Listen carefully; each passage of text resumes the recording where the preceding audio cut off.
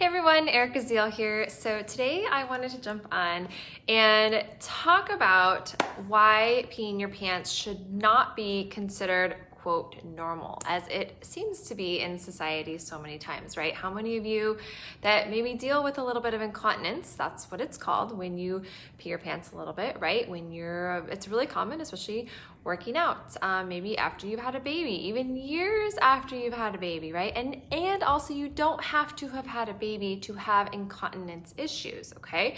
But when we are told that, oh, you went for a jog and you peed your pants a little bit, and like, oh, that's just okay because honey, that's normal, you had a baby.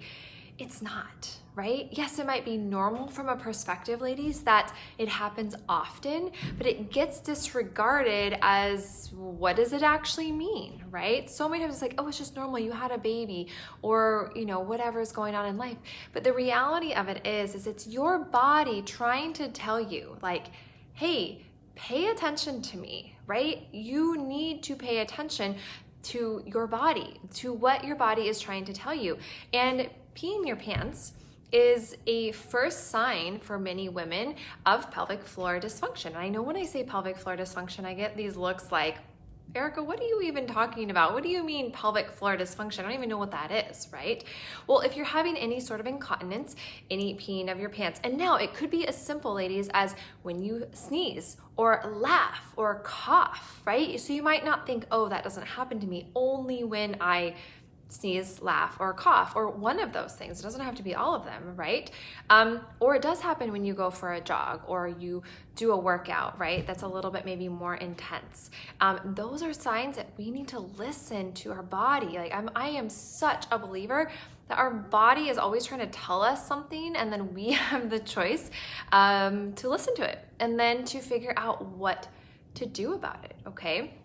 And so this is one of those topics of conversations that I'm always like, share with your friends, share it with your mom, because here's the thing, ladies, is it's never too late to work to improve your pelvic floor function. Okay, and let's talk about pelvic floor function today.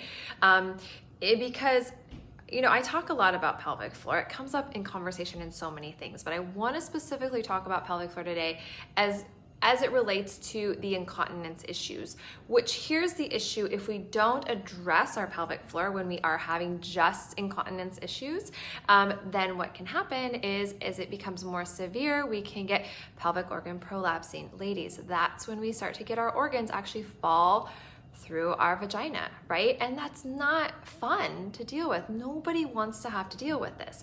And I can say this, and some of you are listening like, oh, that's never gonna happen to me, or this or that. But the reality of it is it happens to a lot of women, and it can happen pretty young. And here's a fairly common scenario when it can happen, okay?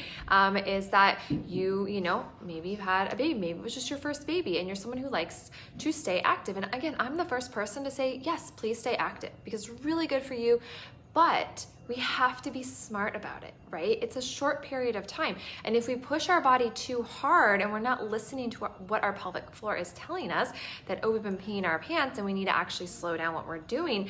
And then after she has her baby, then she gets back into working out too hard. Typically it's wanting to go for a run, because inside your head, you're like, oh my gosh, I just have to go for a run to feel that just that release, right? Or that energy, whatever it is that lights you up and makes you feel like you need to do that, right?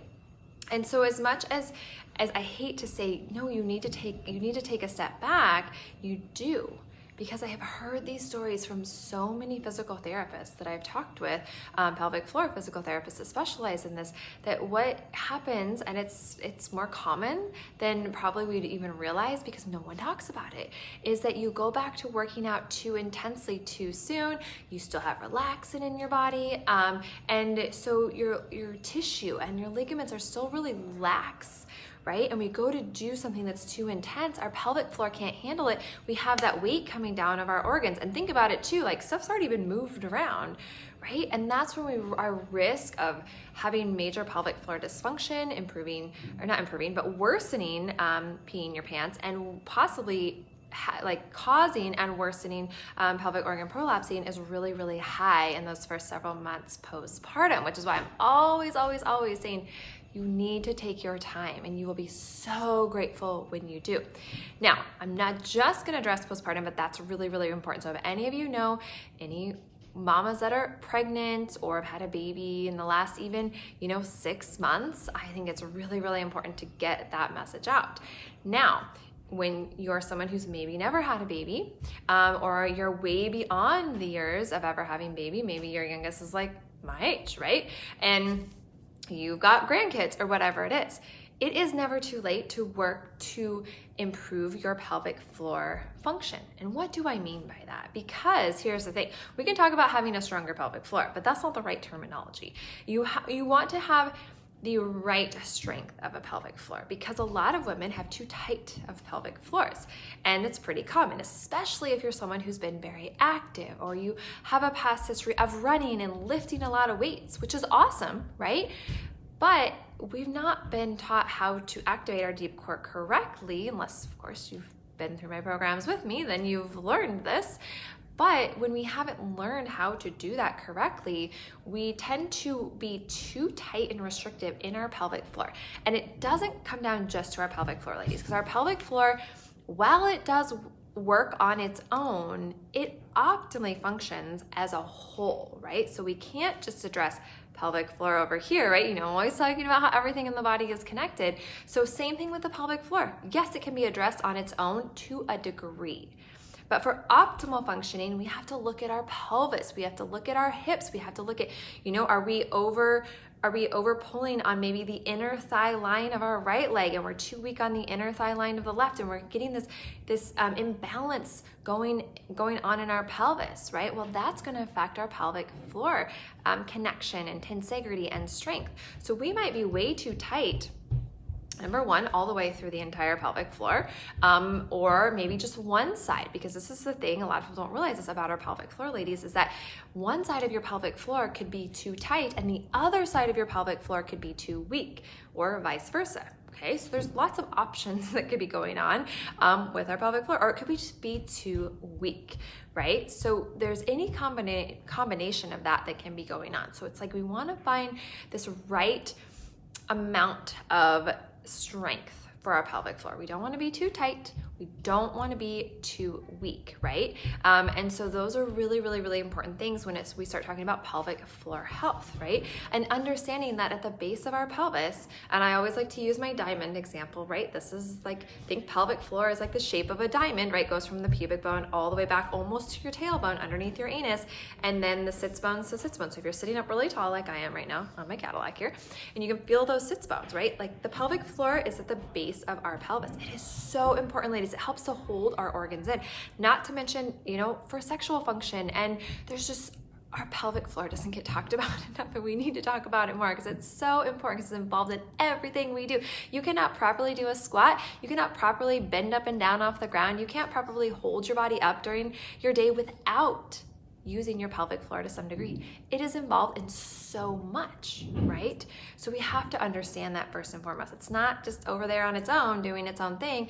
It works in conjunction with our core, with our movement, with our body. So that's why when I teach pelvic floor, I'm not just teaching pelvic floor on its own. We have to understand pelvic floor, right?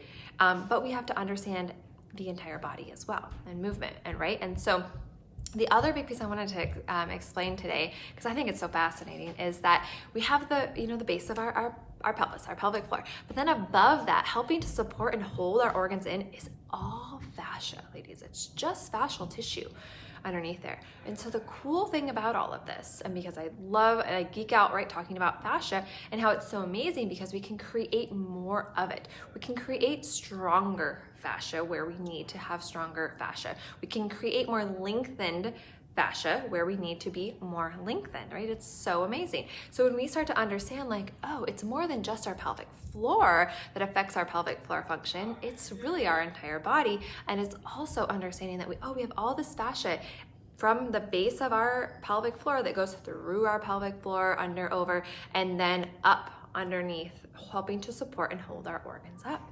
Okay, it is so important. Like, there's so much function around it. So it's just something, ladies, that we need to be talking about a lot more. And one last thing I'm gonna mention, I'm gonna wrap up here, is Kegels. I know you ladies are gonna be like, so Erica, how do we strengthen our pelvic floor, right? Do we just do Kegels? Okay, I do not love Kegels. And I'll tell you why. I did a whole podcast on my Core Connections podcast about it, which I would recommend taking the time and listening to that when you can. You can go find that on my website, or let me know, I'll put the link below, but it's just ericazeal.com, and go to my blog and you can find all my posts from my podcast. But really quick to sum this up, the problem that I find with Kegels, or Kegels, however you're gonna say it, is that they teach you, right, to stop the flow of urine. Well, the problem with that is that, well, we could be causing a bacterial buildup in our bladder. Ladies, no one wants UTIs, right? Because then that's this whole stint of lots of pain and antibiotics and all of that. That's not good. So please, please, please, I beg of you to stop doing that practice. It is not healthy, okay? So the reason I don't like that Kegel word is because we talk about like habits and the way we've trained our body. If we think of the word Kegel, our body then could instantly want to overactivate the front of our pelvic floor. Because if we think of that stopping the flow of urine kind of feeling, it's just working the very front of our pelvic floor. And remember I said how big our pelvic floor is? It goes way back. So we're not even addressing the middle or the back of our pelvic floor. We're neglecting all of that. And a lot of women, when I first start with them, like, Eric, I have no idea. A lot of times women want to clench their glutes. So if you notice that right now and you're wanting to like clench your glutes to try to activate your pelvic floor, just be aware of it and say, oh wow, I'm using those are my glutes that I'm activating, not my pelvic floor. So we need to be able to activate our pelvic floor without using our glutes to have to activate our pelvic floor. And it's just a retraining of the body, okay? So instead of doing Kegels, what we wanna think about is that diamond shape. The first thing to do is just thinking about taking a nice inhale and breathing deep, slowly down into our pelvis, and just visualizing relaxing through your pelvis, through your pelvic floor.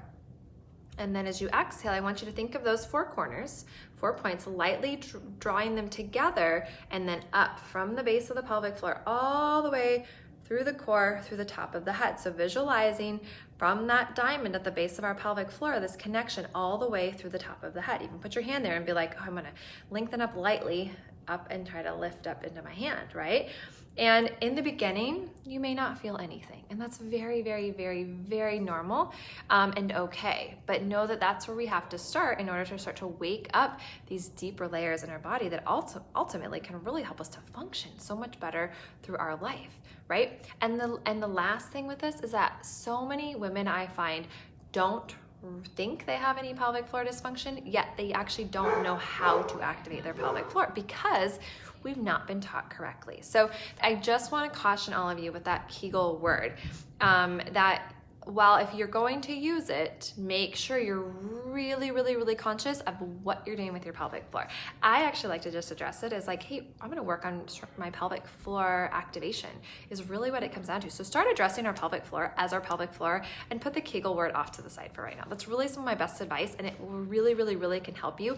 Otherwise, you're kind of like creating this like little fight in your body because your brain is saying, oh, but Kegels, and they think they know, your brain thinks it knows how to activate the pelvic floor, when the reality of it is it's wanting to do it the wrong way, and then you're trying to do it this like newer way.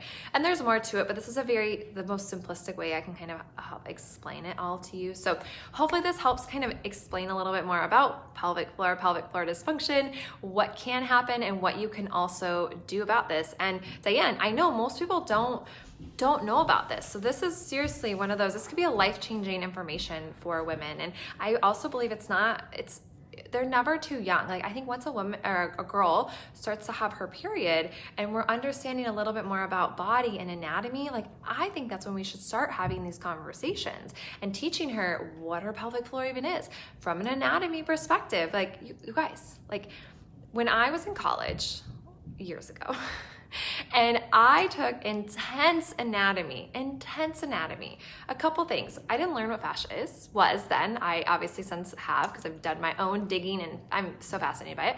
And the other thing is I don't ever remember learning about the pelvic floor. We learn all this anatomy in college at a university level, and I didn't ever know pelvic floor. It wasn't taught. It's the craziest thing, right? But as obviously I got into my journey of having 3 babies and teaching so many incredible women and pregnant women and moms postpartum and women in their 60s and beyond, it was just like, no, we have to understand the pelvic floor because it is it is so important to women's health for so many reasons, right? Not just sexual health, but just from feeling like a woman to be able to have control, right? So, because again, there's that incontinence piece, and I firmly believe the women I work with can reverse that incontinence. Like every single woman that follows my program and what I teach them, the incontinence goes away. It's so magical and exciting for me, that that happens time and time and time again. So when I hear women say, oh, that's just normal, I'm like, no, it's not normal, and we should be doing something about it, right? But it's not coming from your OBGYN or your gynecologist or other physicians, because they just say, oh, do your Kegels, and on your way they send you, right? So, but that doesn't solve anything, because they haven't taught you. That's not their expertise, right? Medicine is there for a reason, and that's great, right? But they're not experts in teaching you how to connect and train your body. That's what I do. If you have additional questions though, don't hesitate to post them in the comments below.